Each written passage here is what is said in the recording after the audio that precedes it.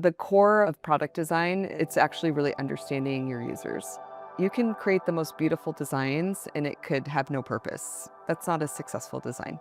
From a leadership perspective, it's the same. I need to understand what my people, what drives them, what motivates them, so that they can show up as their best self. Employment is always a two-way street. The company should be getting value out of the employee and the team member, but the team member should feel like they're equally getting what they need to out of the company. Yes, we're building AI. Yes, we're building on top of evolving technology, but at the end of the day, it's the people that we're serving.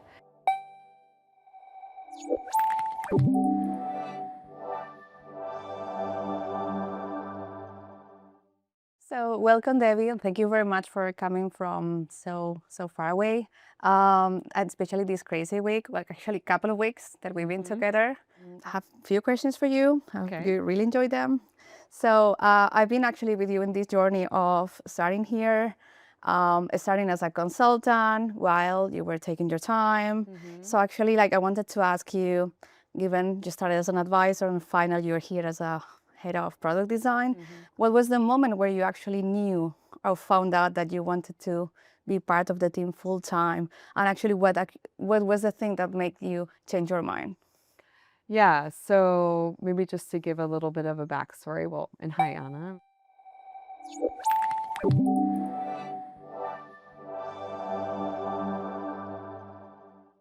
I'm really excited to be here and just talk about my journey. It's funny when I reflect on the past few months, I don't know if there was like a specific like moment in time. It really was kind of like a slow burn and a slow progression. So just to give a little backstory, my last job, I worked at a company called Apartment List. I was there for 10 and a half years. It was an amazing journey for me. And I looked at it as sort of like a chapter ending, and I was just kind of tired, a little burnt out. I needed a break, and so we kind of framed it as I was graduating and ready to sort of just take a break and just take care of myself. So I didn't necessarily have a job lined up, and it was just a period of time I was going to take for me. And so I was about a month into my little hiatus sabbatical and, going to the gym, living my best life. And then I got a phone call from Ingrid, or I got a text. And Ingrid is, our CPO. And she said, I have an idea. And I looked at the text and I was like, okay. And I texted her back, I like ideas. And so we just hopped on a call and she just gave me a little bit of context of sort of where Manychat design was at. There was an opportunity where she was hiring for the head of design and she just needed some support during this period of time where there was a gap. And so we agreed. She said, I would love your help just to sort of help me actually find the new head of design because the most of the team is here in Barcelona and Amsterdam, and she needed some support sort of realizing her product vision. And, I love Ingrid. I love working with Ingrid. We know each other from our previous company.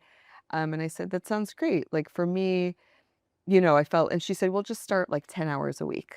And I said, okay, that sounds good. Like this is a good opportunity for me to really just kind of stay fresh on the technology. Technology's been changing so much with AI, and I thought, "Okay, this is an opportunity for me to be really hands-on, and just also get a sense of sort of what the market looks like for other leaders and things like that." So it felt like a win-win. And so what went from, like, 10 hours suddenly grew to 15 and 20 and, full-time very quickly, and we realized, "Okay, my scope is suddenly expanded very large and wide." And I was in a lot of things, and, I met you and the rest of the product leadership team at an offsite in Amsterdam, and then I came to Barcelona, met a lot of the design team, and it was the moment I came back from that trip where I really just fell in love with the team and, got to just really understand, the nuance of the product and the different parts of the product and the people leading the various parts of the product. And I sat down with Ingrid back in California, and we both looked at each other, we're like, "Okay, How do we make this work? So it wasn't like a moment. It was just honestly like a slow burn to realizing the fit was perfect. It was perfect for me. The team was really happy and they felt like this made a lot of sense. And so it was kind of like a natural progression. That's good. And actually, I have a question because, as you mentioned, that you started like few months before as a Hmm. consultant, like working few hours, even though like probably I could see that at the end of the day you were always in all the key projects. But I wonder what was different from the moment that you started until now that you have started already as a full-time head of design. Well, it's been about a week. Well, um, you know, well, so it's been interesting since I started full time. We've had a lot of on-site. We've been in Barcelona meeting more with the team and various cross-functional partners across the business. And so for me, it's been actually just putting a lot of faces and names together and really just being able to meet people in person and understand sort of where they fit in the jigsaw of the puzzle within the organization. What is different? I think like the way I'll use like a dating analogy. When you're dating someone, you're not planning for the future. I think about when my husband and I were dating, we were enjoying ourselves and, I actually was ready sooner than him to get married. And the moment that clicked for him was he started to talk to me about retirement. And I said to him, why would I even think about investing in retirement with you when we're not even engaged to get married? And then that was the moment for him that clicked because he was planning for the future and he was thinking about the future. And then he said, "This is the most romantic proposal you'll ever hear." He said, "Well, then I think we should get married." And it's kind of, I look at it similar to, Manychat, where, I was very much in it and there and present with Ingrid and sort of what needed to happen now. Um, but now I get to look a little bit further out. I get to look at what is what is the product going to be in a year from now, 2 years from now? What should the structure of the team really be so that we build a team that's able to scale? Um, Things like that. So I'm just thinking, how do I develop the team? That wasn't really part of my purview when I started, but now I'm looking at it as we're investing in the future. And so I think that's probably the main difference. so long-term, like vision with the team. Yeah, That's exactly. good. Exactly. And also, like, I wonder because actually, given you are based kind of in the middle where you can meet the team and the product leadership Mhm. team and the design team, and along, you can also meet the executive team. Um, and you've been actually working directly on the AI transformation mostly. So, actually, I wonder what's actually this partnership between executive team and product leadership team look like on a day to day? It's evolving. So, I think one area where Ingrid and I thought why this role made so much sense is because I act as such a strong bridge between the day-to-day and the executive team. So I think a good amount of my job is going to be exactly that. So while I'm very much hands-on, working with the team, I'm bridging both sort of what's happening on the ground to what the executive team is thinking and focusing on, and then I can bring that back to the team. And so, I think just the geographical proximity to Ingrid and Mike and Jean is gonna be a really nice advantage, and I think will help design quite literally have a seat at the table, which I think is something that the team feels really excited about.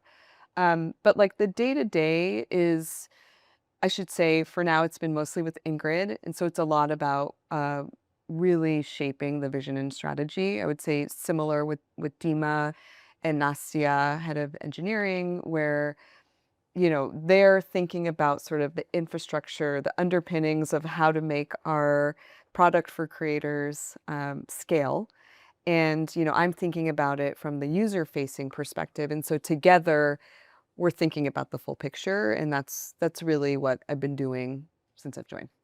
So, like, from your experience, how Manychat has been different from other places that you've been working on in terms of culture, vibes, and Yeah, everything yeah. that you found these 3 months? Yeah, I mean, I think For me, there's a few things. One is it's such an international team. There's a really, really strong roots in Slavic culture. There's people from all over Europe.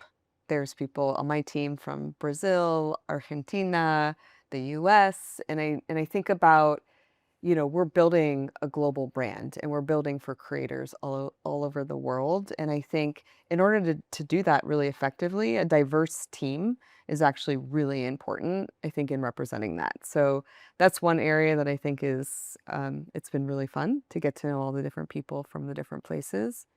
And then I think the other part that makes Manychat so special is just um, how they treat the people and how they care for the people. A recent example is, the world is changing whether we like it or not with AI. And the importance of adopting the technology and the technology that's like continuing to change is frankly like critical to staying relevant and as sort of a domain expert, as a product expert. And so what the executive and leadership team said is we're going to give the team 45 days to AI activate. We're calling it AI activation. And so we're going to drop all the non P0 projects and we're going to dedicate time for people to learn, grow, and build their skills in AI. And to me, I think that's kind of unheard of to be like, I'm going to set aside this amount of time for you to learn and to catch up so that you don't have to do it, on your nights and weekends. It can really be part of what you're doing as part of this quarter. And to me, that's a great example of they are really investing in the future of the people and their skill set. So it's been pretty cool to see. So now that you're starting with the activation and what we're doing as a company, I would like to understand a bit more what we're building within design, product design specific. So can you tell us a bit more how are we shaping and enabling people to become AI fluent? From some people are more, some people are less, but I mean how we're ensuring that people are having the right tools, right Yeah. space, right community for them to learn. Yeah, so for design specifically, I've kind of thought about it in different buckets, and it looks a little bit different based off of sort of where you sit because we have product designers, we have user research, we have content design, and we have service design, and so it's important that everyone feels clear that they have a home within that space, and so for the product design team, the foundation of us being successful is actually at the design system level. And so we've been having so much fun. I've been having so much fun with the design system team, both the designers and engineers of sort of how we're transforming how we work. And this is pretty different. So in the past, it would take years to build out a design system within Figma. And about a month ago, what we did is we actually said we're going to reimagine our design system through the lens of AI, and we started all through prompting. And then the prompts built the tokens and fed into Figma, which then translated back into code. And so the sort of source of truth, the visual source of truth is still Figma, but the source of truth for the team, so team outside of design, and within engineering and product actually lives in the front end repo. We're still building it. It's still a work in progress, but it's really cool how we're changing the way that works. Speaking of sort of like the front end repo, I think the North Star for us is I think about design. There's sort of the final mile to get to ship a product. There's like the 80 to 100% mark where you want it to be pixel perfect, you want it to look beautiful, and that typically is a lot of back and forth, or pre-AI is a lot of back and forth between engineering and design. I see that moving to design, where they get to do the pixel pushing, and then allows engineers to work on harder, more structural aspects of the product. For research, I think, we are going to be building out a repository that is accessible for everyone so that every single product that we're building is informed by the rich data that we have from our customers. I think about content design, similar to the design system. Their rules are all going to apply to our system so that once it's being fed back to the rest of the team, they just use our design system as part of their prototyping. And then last, I think like the prototyping is how we can move quicker now to more quickly validate with customers. So it's not just design. You see product managers, engineers, like they're prototyping real live interactive prototypes so that we can go to market faster. So Yeah, and now you made me think as well because like given or some things that we found out with AI is that like traditional learning doesn't really apply here because mhm. like if we go to a course that we did like I don't know like 2 hours course, you will get out from there maybe knowing certain basics, but it's like this is not how we actually learn on how Totally. to do AI. So actually here we are thinking about different ways to do that, more like experiential, I would say. Mhm. Do you want to explain a little bit how we're doing? Because given we have like the different tracks, so people are kind of experiencing, then also in jobs. Mm, So I mhm. think that's also interesting to understand to or to show how we enabling people not only like by giving them trainings, which we've done it this Mhm. week, Mhm. but also how they are doing it during the AI transformation, which Yeah. I think is also like quite fun Oh, and yeah. interesting. I mean, I'll just speak to yesterday. So we're in Barcelona, the whole company's here, and the EPD team, the engineering product design team, got together and we did a hackathon. And cross-functional team members got together and they built and it was kind of like the sky's the limit. You can build a product for Manychat, you can build a product for yourself. It didn't matter. And I was blown away at the creativity that the teams brought. Like genuinely, it was in one day what the teams accomplished was, I think about like a hackathon a year ago, 6 months ago, it would have looked so different. So that's just like a recent example. Um, there's different tracks. There's like a track where we have a couple 0 to 1 products that we're in the process of developing. And so those team members are activating while doing. So it's very practical, similar to the design systems team. And then we have another track where they're really just focusing on the learning. And the learning could look kind of like a hackathon, an extended hackathon.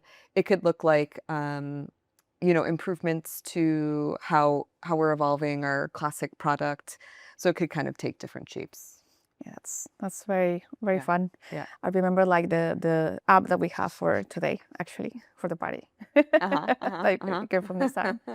I was thinking like if you have a coffee with a designer that is amazing, what actually would you share with him about Manychat in this coffee chat? You know, um, it's a lot of what we talked about around the culture and the people. I think that's really important when especially if someone's looking to join the team, it's you want to love coming to work every day. And so I think as much as I can express how special the culture is in that conversation, I think it's an important differentiator about ManyChat. Um, if you're a designer, like when Ingrid, for example, told me she was working for ManyChat and I went to the website, I was blown away by the brand. The brand is so cool. It's so unique, it's bold, it's edgy. Any designer would just, I think, fall in love with the visual aspect of what makes ManyChat. Um, but then also when I think about the vision is really inspiring and personally got me very excited is, the crux of it is, yes, we're building AI, yes, we're building on top of, evolving technology, but at the end of the day, it's the people that we're serving, and I think about the creators, and so the crux of the vision is we don't want the creators to be the AI experts. We don't want them to feel like they have to learn technology. We are here so that they can actually focus on their craft. They get more time, whether they're a musician, whether they're someone like me who makes earrings on the side, or, if they're teaching courses online, whatever it might be, it's just giving them more time and space to be able to do the things that they actually love. And so for me, that's the moment that feels just really cool when I think about mini chat. What are you most proud of from what you've done on that area until now? in terms of how we're The vision, really how the you are vision. shaping the vision. So while the team is AI activating, I'm AI activating too. So is Ingrid, our CPO, and this has been a new way to sort of visualize and socialize a vision. So Ingrid and I, we've been jamming on our prototype of sort of what this vision could look like and what it could be. And the idea of it, the outcome is not to create an artifact that people copy. The idea is it's an artifact that people where they get context. And they get context so that they can then make it their own. And so, once we sort of socialize our vision with the team, they just hit the ground running. And the engineering, product managers, designers, and they had everything they needed to just go. And so to me, I'm really proud of how quickly the team was just able to start execution. We didn't have a lot of, I think in the past, at least I can't speak for Manychat, you'd have a lot of alignment meetings, you'd have a lot of discussions, you've had a lot of prep work and a lot of talking before you actually are building. And we're just building. And I think that that is like a pretty amazing shift and that I'm really proud of. So, yeah. That's very cool. So also from this journey, like where is any breakthrough moment in these first months that you shift how you see the future of ManyChat, like both as a as a product and also as a ManyChat team? I think the breakthrough moment for me with the teams is um, in talking to the team members here and other colleagues I've worked with in the past. We should all become 10x of ourselves. That's and honestly, like I know everyone, we're in a challenging time in some ways because there's a lot of uncertainty. And I look at this as just opportunity to just be like a better version of yourself. And anything that you would have been able to do in the past, you can just do it 10x faster. And so to me, that's the big shift. And people should feel not threatened, but I think excited by that change. And now that you were talking about that where the industry is going and actually how AI is impacting the team and what Mhm. becoming the 10x, I was wondering if you have already an idea on how AI is impacting the role of a designer, both in the sense of what they will continue focusing on, or actually like if there is anything within their role that is going to be like little by little diluted as part of other, either like delegated to AI or Yeah. either like spread into the teams, given like the now the roles are getting more democratic and then is democratizing everything. So I wonder if you already had a sense of, okay, maybe from a design perspective, we are no longer probably going to focus on here, but we probably are going to focus more towards that direction. As an example, we were yesterday having dinner with a designer who was Mhm. saying, yeah, maybe I have my MD file, and then instead of having Figma, then I have everything on my MD file, and we're changing everything through that. So I wonder if you had this idea on, okay, what will remain Yeah. and what will no longer be part of our role? So I think of in the past, when you think about EPD, you could kind of see three boxes: engineering, product, design. And where we are, what we are in and where we're moving is the lines are extremely blurred. And I see us all as being builders. So just like and that means designers are going to be flexing a lot into the building. This is, I think, what stays true a lot into strategy and product direction. But I think the building part is like the part that's really changing. The fact, if you had told me 6 months ago that you would be spending the majority of your design time in terminal, I would have said, yeah, right.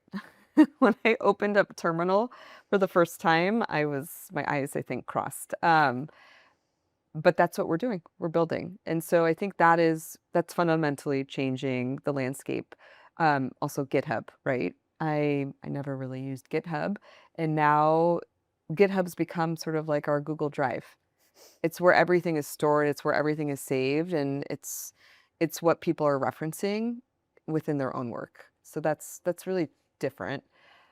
What's though I want to make clear is staying the same, and I think will continue to stay the same, is there's something about being a designer. There's like a level of taste that I think you cannot easily learn or replicate with AI. I have not yet seen, it's getting better with systems and taste within systems, but sort of the like creative flair and the creativity that makes design really unique, I think stays true.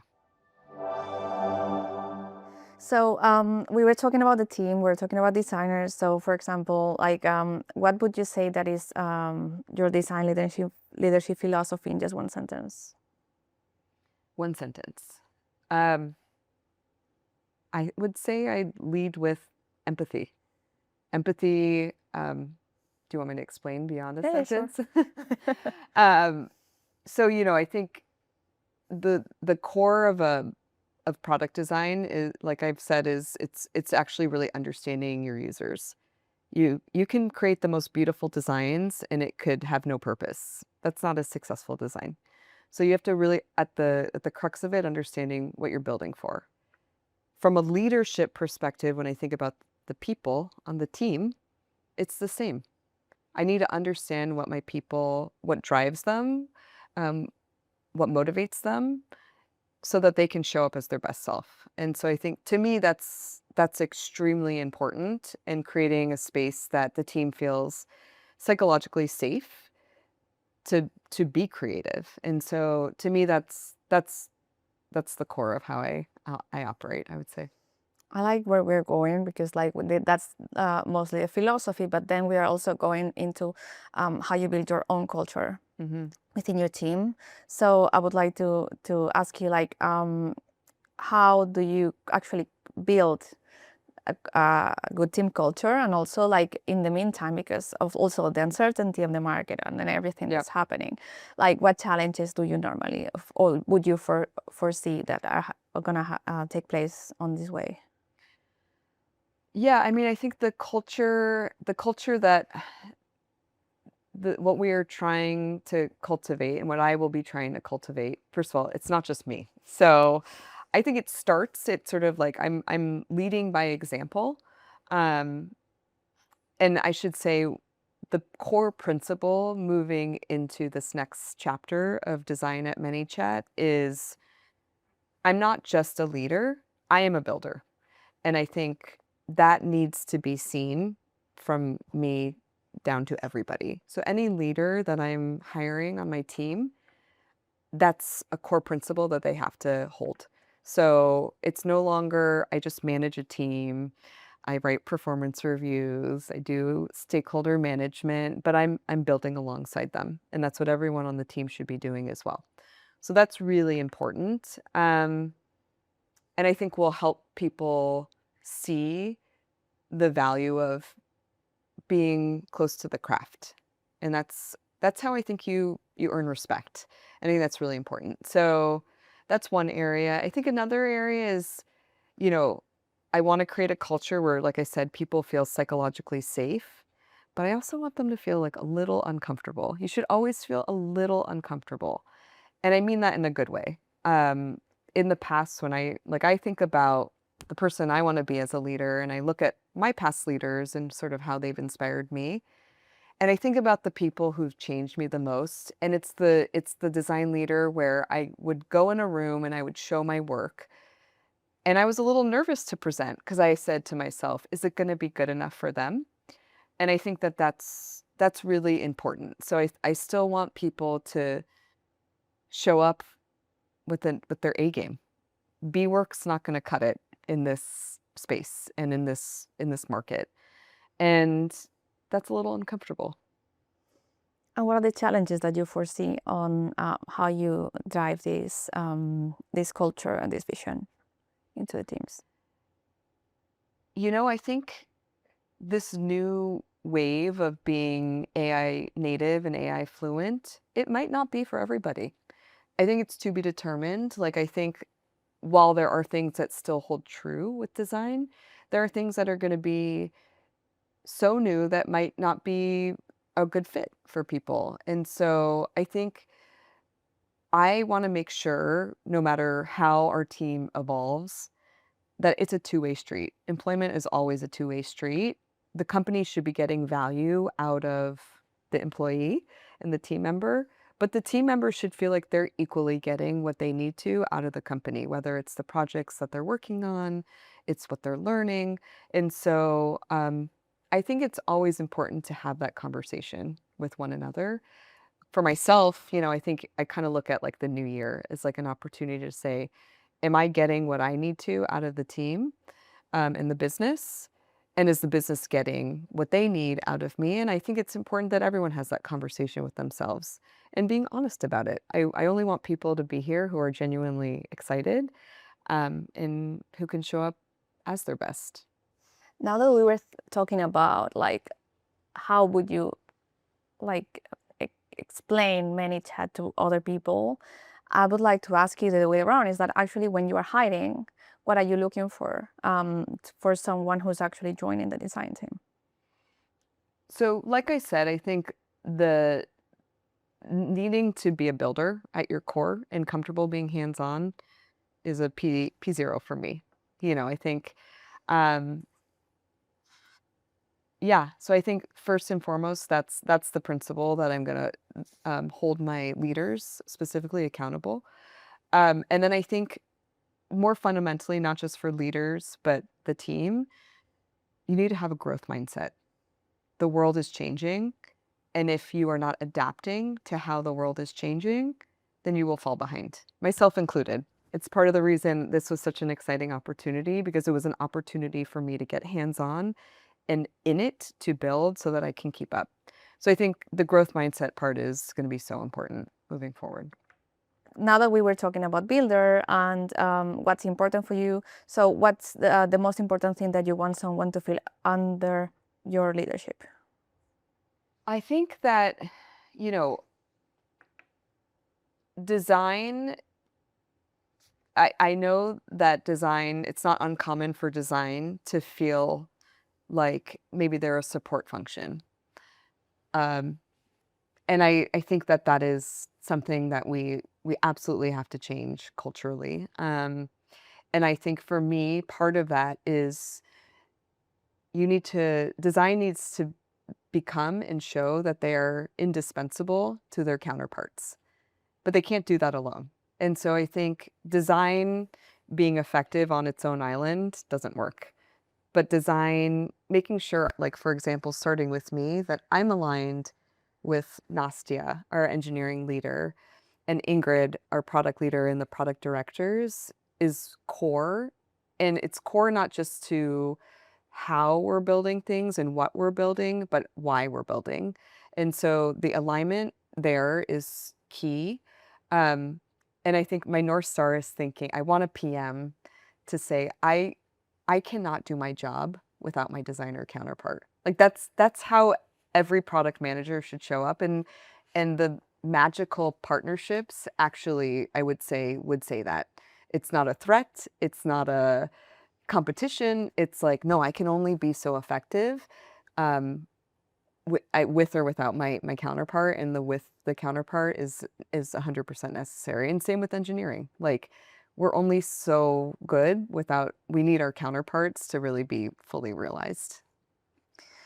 Yeah, and I was thinking more on the day to day, Mhm. and I was wondering if there is any meeting or any ritual that you would protect at all cost, and Mm. why. So I'm fairly new, so I haven't gotten too accustomed to the daily rituals, but I think the rituals, they will evolve. It's really important that you maintain space for building. So meeting heavy teams is can be a challenge. So I want to avoid that. But I think for me, design crits are so important, and something that I think we haven't been as good at sort of maintaining at Manychat, and I think they're important for many reasons, and there's different types of design crits. So there's design crits amongst the designers, and I think having a space for design to show their work often and get feedback from their peers and come to a meeting and say, "Hey, I just have an idea. It's not buttoned up. It's a little all over the place. my file looks really messy or my GitHub repo is a mess, whatever it might be, and I want to give them space to show. And I think that is going to be core and critical to how we operate, and everyone needs to, there's no more shyness on the team. Um, and then I think expressing designs cross-functionally within crits that are going to bring other folks in so that people have context of what's going on, people can connect the dots. I think it's so important. So we've got a lot of teams that are responsible for units in different areas of the product, but you don't build products in isolation. It's an ecosystem. The creator doesn't know I'm on the growth team or I'm on the pricing and billing team, right? Like they just experience the product as they would, as a single sort of end-to-end experience. And the way in which that you really ensure that you are expressing sort of continuity and cohesion is through sharing work. And so I'm excited to bring back a more regular design crit, both within design and with our cross-functional partners on a more regular basis. But also, you have to create space to have fun too. So I think like I'm excited to create new traditions with the design team. I have some fun, ideas in my back pocket. Um, but I think, especially when you have a lot of folks dialing in from all over the world, it's really important that you also have like touch points where you actually can connect with the team. Yeah, I agree. Yeah, Because we have like quite a distributed team at the moment. we So do. now thinking about your career journey, Yeah. you spent actually like over a decade at your previous workplace, which is actually rare in tech. Mhm. Normally, like the average is way different. Yeah.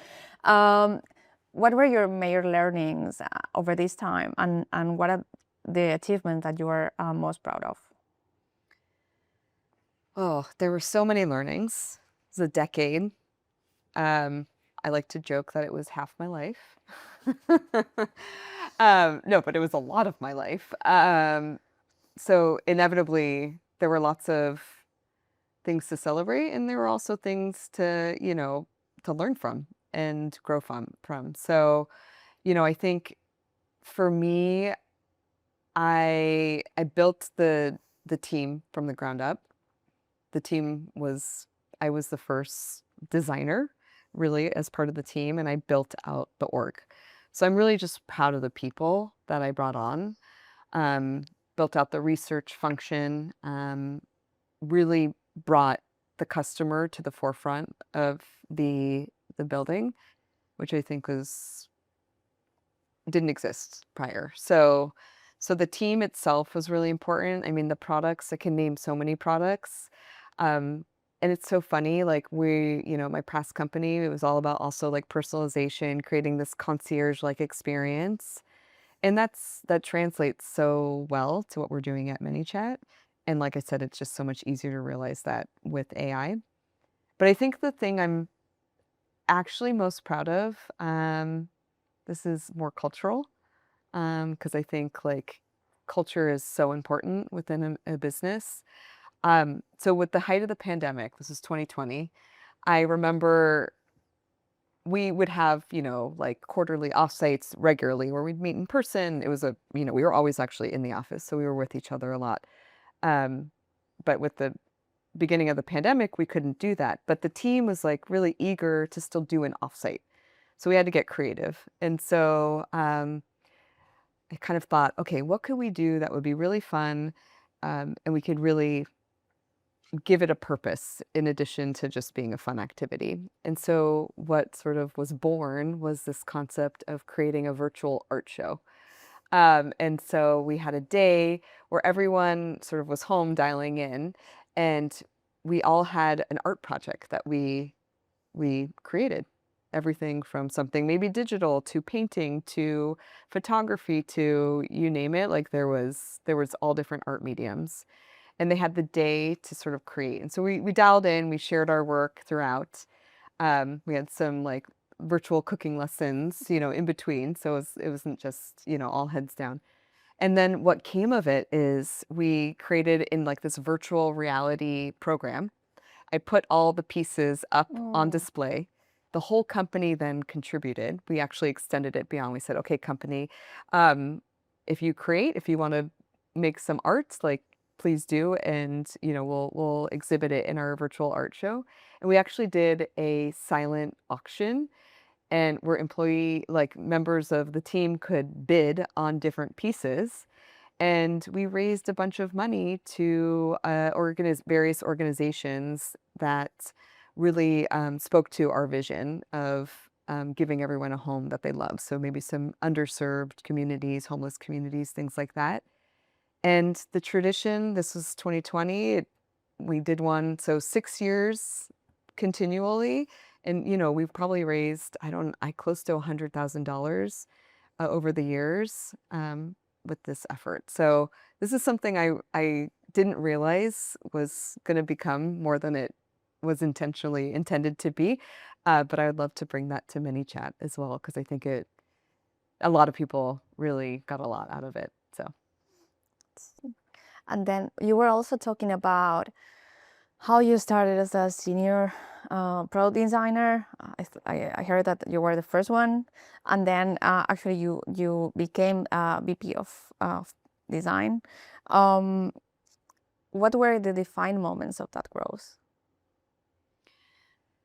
Yeah, when I think about my growth, I think it's interesting. I was having a conversation last night with Ido and our head of marketing, our CMO, and we were talking a little bit about fate and coincidence. And I think there's an element of when we think about our careers, the stars have to be aligned in terms of timing. So I think like I joined an organization at a time where they were was where I was. And so it made sense. And I was lucky enough over the years, truly, I feel like I was lucky that the organization grew and I got to grow with it. But it wasn't just coincidence. It was also a lot of work and a lot of hard work. And I think I continued to rise to the occasion. And so I think it's a lot of you show up as your best self and you work as hard as you can, and if there are opportunities that allow you to build and become that sort of better version of yourself or larger scoped version of yourself, then you should be so lucky to be able to step into that. So I just over the course of I think I got promoted 4 times over the course of 10 years, and part of that was luck, but a lot of it was hard work. And then there, if I understood properly, like you were already leading an AI power rental search. Mhm, So before joining here, um, you came with AI product experience. mhm. That was very cool. So how does that shape the way you think about ManyChat, what ManyChat is building at the moment? Yeah, I mean, I think so like I said, AI is just allowing us to like, being personalized is gonna become a commodity, but, like, what does that mean? I think about if you're at a hotel, you could look on and let's say you're in an area of a city that you might not know. You could look on Google reviews, you could do a lot of sort of searching on your own to see, what restaurant I might wanna go to for dinner.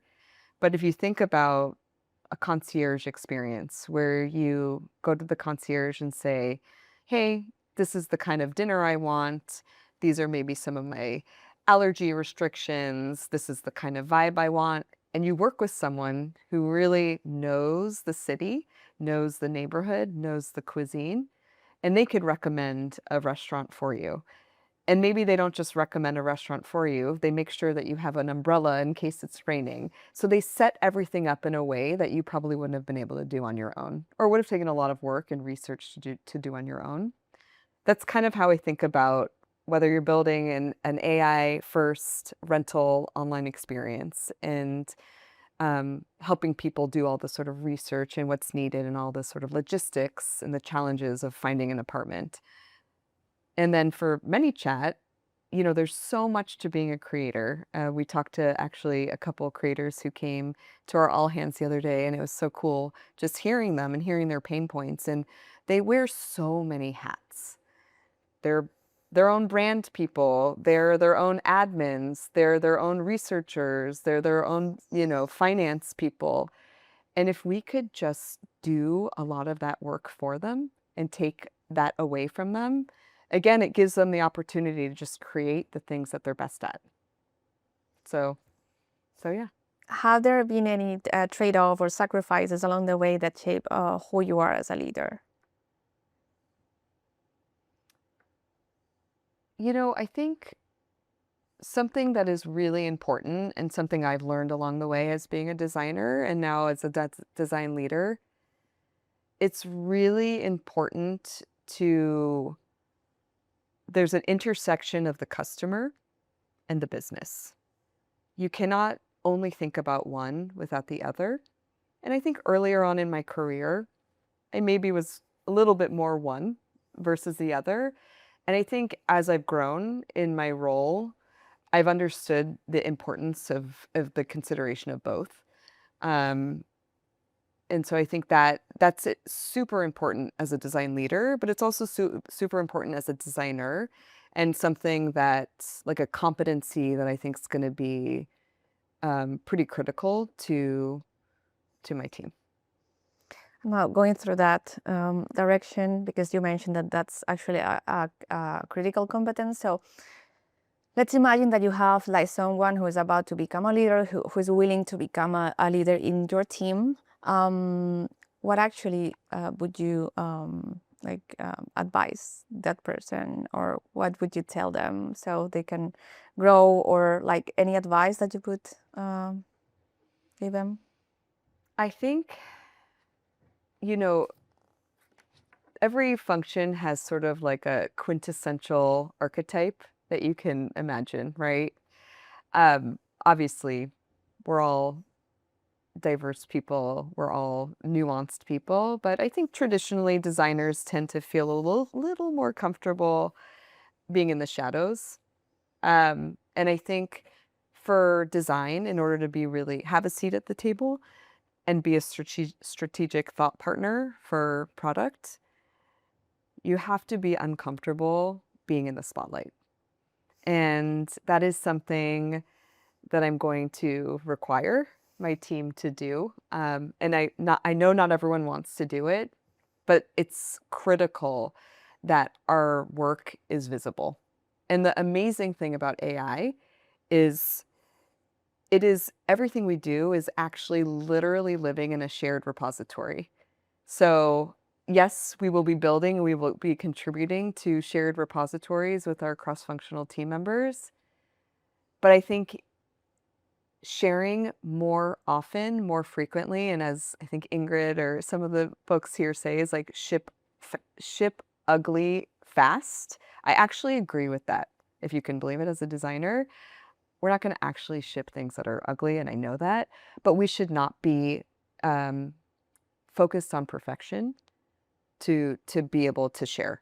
And so for any leader who's growing into the space, I think they need to be comfortable sharing frequently and often, not just their work, but their team members' work, and giving people a gentle little push to do the same. And we were talking before about EPD teams and how to partner with engineering and how to partner with the product leaders. With that said, design and product management normally work hand in hand, which is great, but also like sometimes may create some tension. How do you think about that relationship? What actually works? What actually breaks it? It's like a marriage, we go back to the the relationship analogy. Maybe that's a little, I'm talking to my HRBP and maybe that's a little inappropriate. But no, I mean, I think it's just the way that the functions work, they should just understand that they are literally a better version of themselves with their counterpart. And I think where maybe in the past it's broken down is if things felt top down or product was handing a spec or a, a requirements document to a designer. It starts at the vision. So actually our Dima, our COO, he and CTO, he introduced this new framework called VAST: Vision, Architecture, Strategy, Tactics. Design, there are pieces, obviously, that certain functions will surge more in depending on which area, but design is at every level, and they should be part of every level. Um, and that's really important to, I think, for specifically for product to understand at the very top to even realize your vision. Like I think about Ingrid, who called me and said, I have an idea. She had an idea because she knew that she could only be as effective as she could be on her own, and she needed a design partner in order to really fully realize her vision. And so I think, and I'm excited, and I know Ingrid, and I know our relationship, we should be speaking the same language, even though we have sort of different ways of thinking about things. We focus quite a lot on professional. I have something a bit more personal to ask you. Okay. So, what's something about you that might surprise people who only knows you like at a professional level? I feel like I'm kind of boring and I'm an open book. But just on a personal level, you know, I have two kids, Penelope, my daughter, she's 12, Levi, he's almost 10. I have two dogs, they're schnauzers, and my husband, Moti, who I've known for a very long time. Fun fact about my family, maybe I'll share. My husband and I met as camp counselors at a summer camp when we were kids. So we've known each other a really long time, which I think is kind of fun. And then my kids, I have so two. My daughter is my biological child, and my son is my adopted child. So I think we have I love my family, and I think so much of who I am is actually about them. So it's kind of the first thing that comes to mind when I think of what makes me me. And personally, like talking about family, but also like from a personal level, what does success look like for you? Well, you're a new mom. um, I Sleeping? Sleeping is so important. Yes. But I just want to be a good mom. Like I think you want to it's an interesting it's humbling being a parent in so many ways. Um, and I think for me and having two kids who are literally from a different makeup, I just want them to grow and be nurtured in a way where they can be their best selves. And so, I have a lot of mom guilt, as I think, some working moms do, which is something I constantly battle. But I think at the end of the day, I want to raise good people. That's probably what's most important for me. I think like, yeah, that resonates a lot.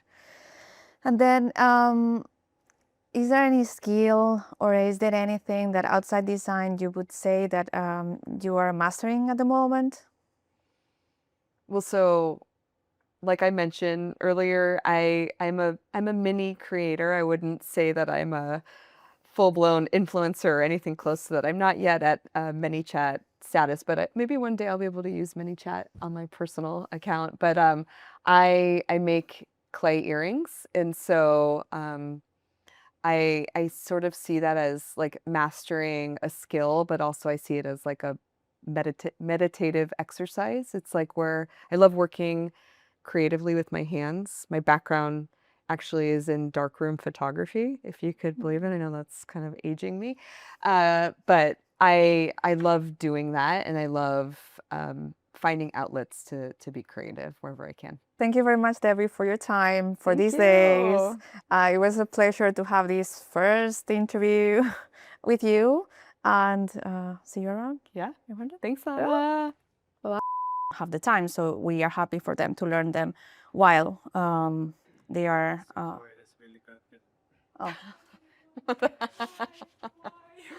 We're in such a good flow. Yeah.